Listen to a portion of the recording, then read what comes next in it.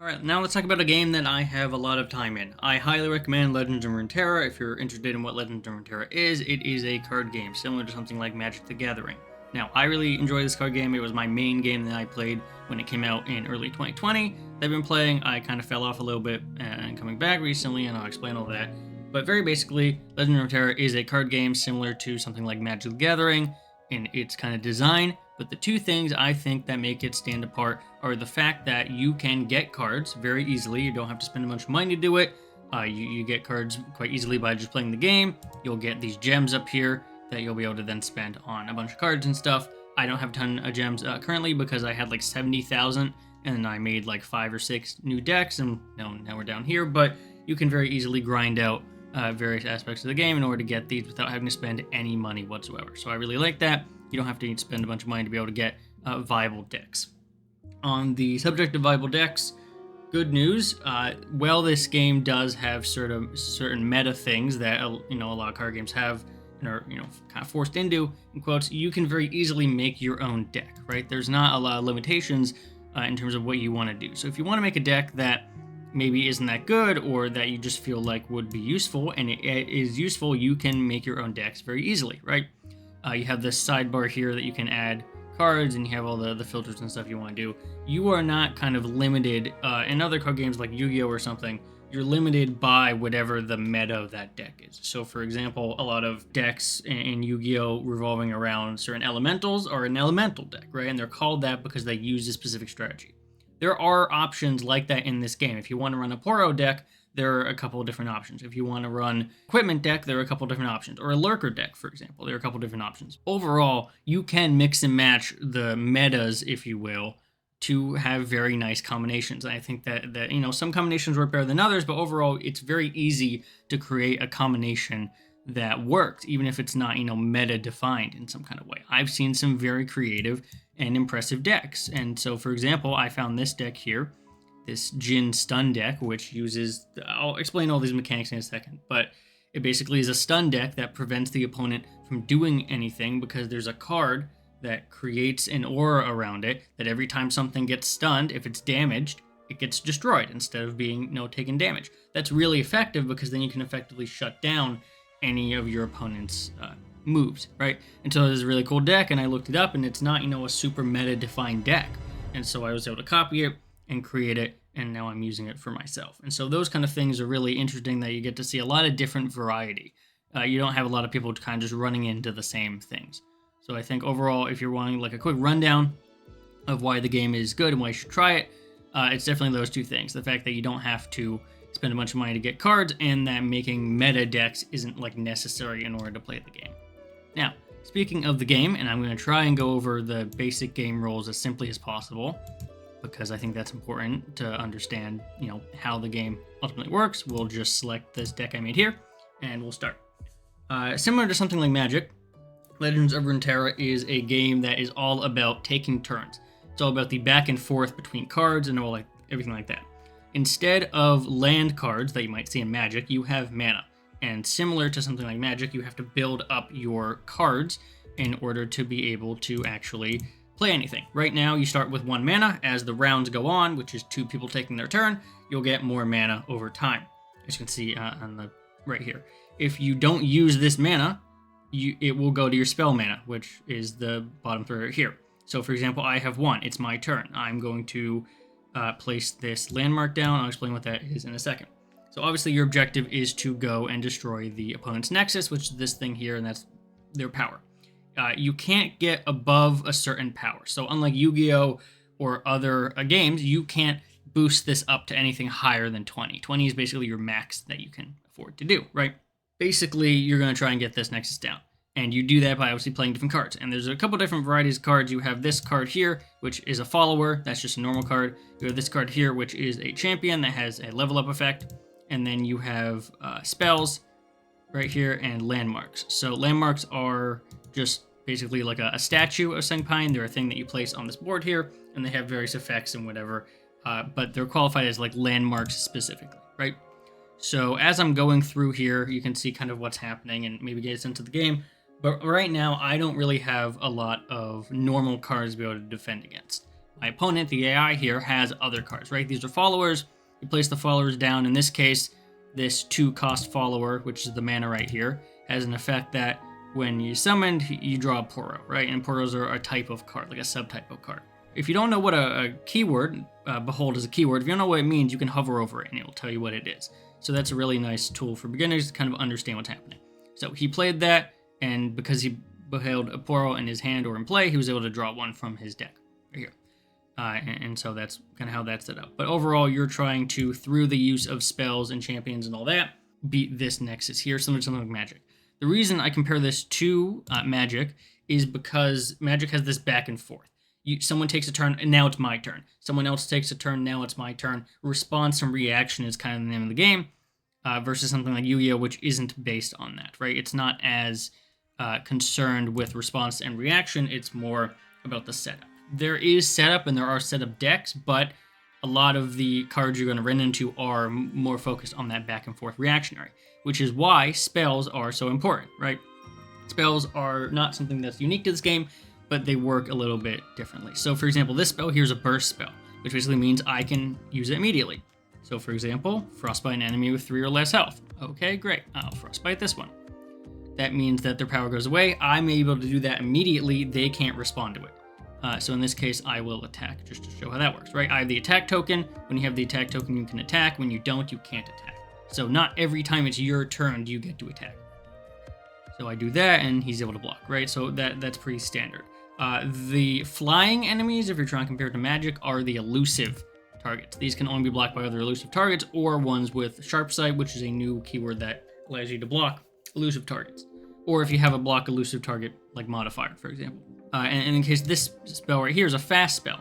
Now, if I play this right here, so I pick a unit here, I hit commit, and now he can react. It's now his turn to react and do something. In this case, he can't do anything, so during this combat phase, other spells and things can go on and activate.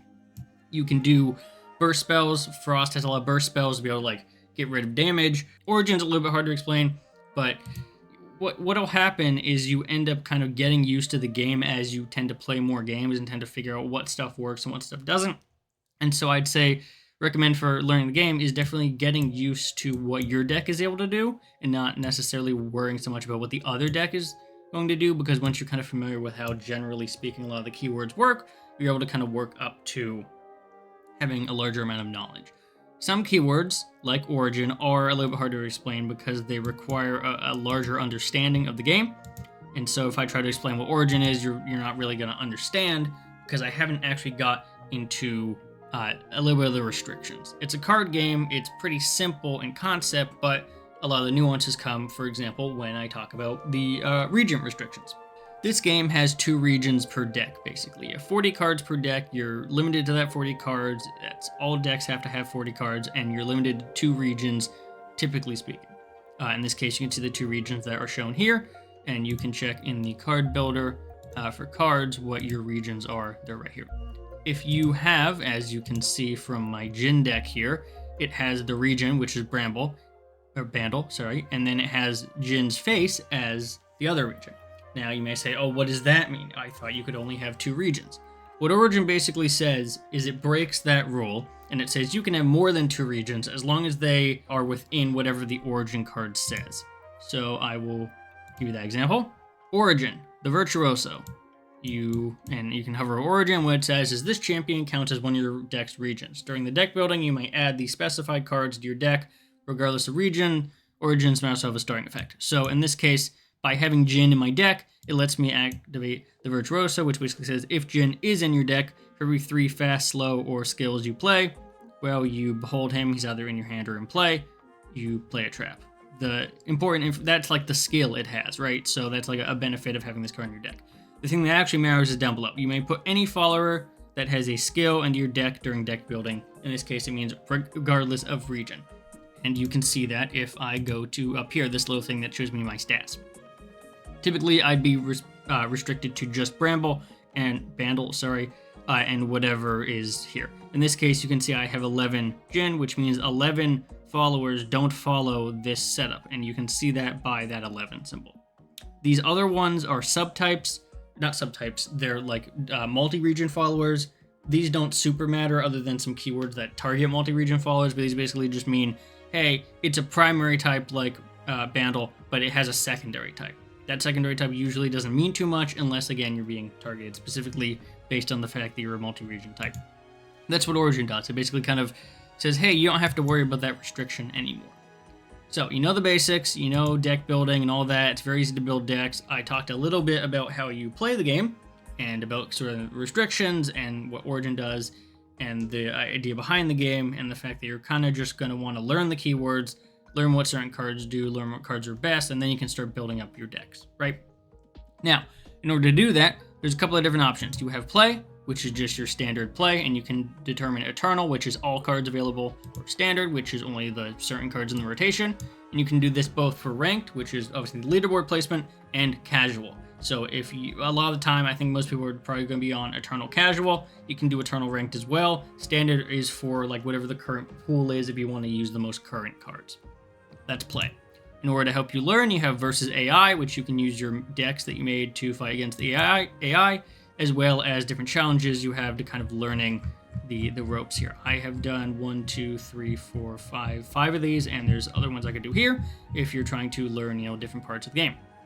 The other thing, Path of the Champions is a PvE, a single player mode that the best way I can describe it is similar to something like the Smash Brothers World of Light series. So if you are into that or know what that is, it's basically like a roguelike RPG-ish mode where you start with a legend or a champion, which are the golden characters, and you start with them, and you're going to level them up by basically going through a bunch of battles, and those battles will give you certain modifiers, right? So I'll just give you an example here of what I'm doing. But similar to World of Light, you get different modifiers that affect your ability to do. Basically, you can do that for all the champions in the game. Right now, I have the default champion Jinx, but if I go to this thing in the corner, you can see that for all 62 champions that are in the game, you can, by playing on a champion you own, like Jinx here, get enough of these resources to be able to unlock the other champions that you can then play with as well.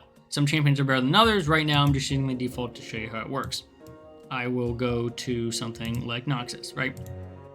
No, actually. I'll go to, let's check on one that I actually have access to. You can do that by clicking here and clicking on one of these. So I'll just do the Phase Sorceress, for example, to show you, right? Click on that, click on one of these regions, hit Start Adventure, and it will go into this sort of overview similar to something like what World of Light does. And the reason I say it's similar to World of Light is because you're in this power-up system where the more you go through this, the more you're going to be facing people, and you'll have different effects. So I'll click here and show you my effects currently.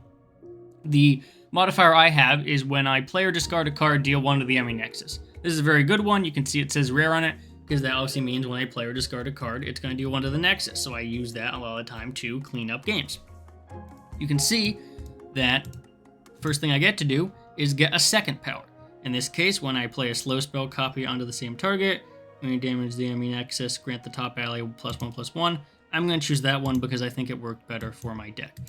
The Sparring Student, I can see here, he doesn't have an enemy power, but when they do have an enemy power, as you'll see from the other ones, this one has, there'll be like an effect here, and a lot of the time there could be multiple effects. So right now I have 2 effects, and the other person has multiple, or none at the moment, but will have multiple effects. The reason this is pretty interesting is because you start very weak. You do not have the 40 card set, you have like 14. There's a little bit of dialogue here, they have lowered health, and it's that thing where you have 30 health, and you need to survive the entirety of it before the 30 health gets to be enacted. You have a default deck here that lets you do some stuff, and as you go on, not only, so like right there, I played a card, it damaged it, right? Not only will you have the default deck and you'll be able to add, various things, but you'll also be able to get better cards and have those cards also be affected. So like, for example, my follower right here has a modifier on it that allows me the support skill. That's pretty good, right? That means, and I'll show you right now, that means that I've summoned him and he has the support ability. So I can place him, and now my supported ally, which is the one on the right, gains +1/+1. I do this, I hit commit, and now all of a sudden we're doing a pretty good amount of damage, right?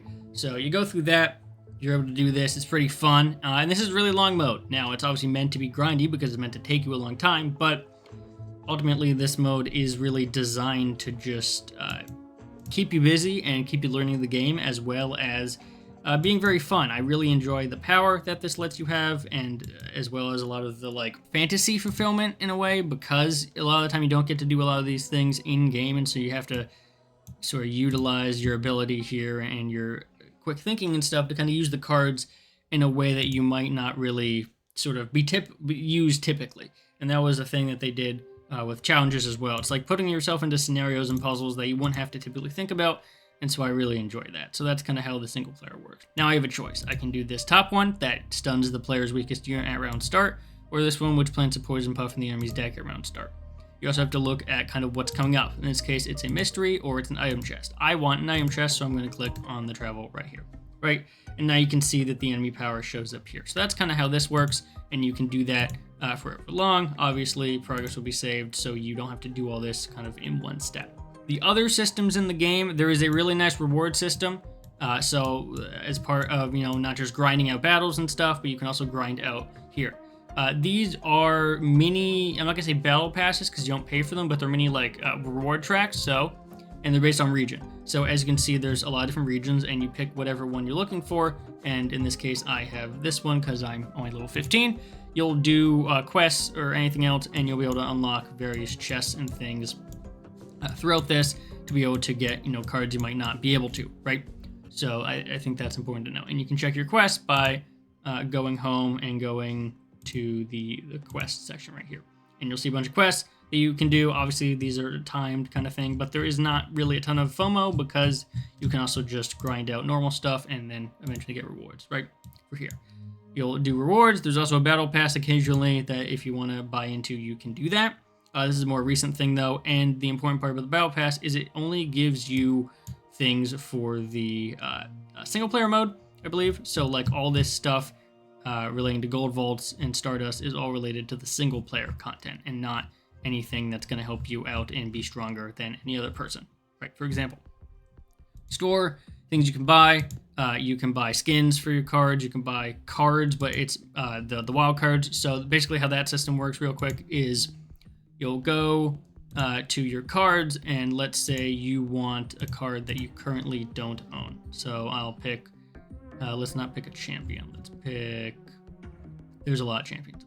Yeah, let's pick this. When you summon a tech right here. I don't own this card. I have 3 options. I can pay it with the premium currency. I can use shards, which I have, or I can use, I don't have one in this case, but I can use wild cards. And these wild cards that you can buy, you can also get from the reward track and everything else, and that's how you unlock a lot of cards. The cool thing is when you beat someone or loses someone and you inspect their deck, you can decide to buy all the cards in that deck immediately. So you don't have to go and craft it or anything else. You can just say, hey, I have enough resources, let me buy that deck immediately. And so that's kind of how it will try and use the most efficient resources, and it'll do that. So that's basically how you'll know that the cards that you're looking for can be obtained.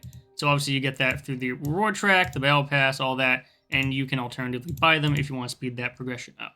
Other things that you can buy include boards, guardians, which are little things in the corner, card backs, avatar emotes, that kind of thing, and it will show you your purchases. But overall, I definitely highly recommend the game, and I hope to have kind of showed you at least how the game is played and how it's kind of set up and why it's fun and all the systems in that. So if you're interested, it's free to play. It's a Riot game, so it's only on PC and mobile, no console, but I do think it's relatively worth getting into. I, personally speaking, haven't spent any money on the game, and I'm able to have a bunch of decks here that I enjoy playing and are able to unlock not most of the cards in the game, but enough cards in the game that I feel like I'm not restricted by anything. And part of that is this really nice reward system here, where you can basically change your region at any time, hit activate, and then all of a sudden you're earning for this one, right? So, and these are obviously based on whatever cards you're getting. But I really like this reward system, really like kind of the progression, how it's coming from this. And because it's Riot, they're supporting it pretty frequently. So yeah, I definitely recommend this. And if you want to check it out, it's free on PC and mobile. So yeah, hopefully you found this interesting, informative, and I'll see everyone in the next video.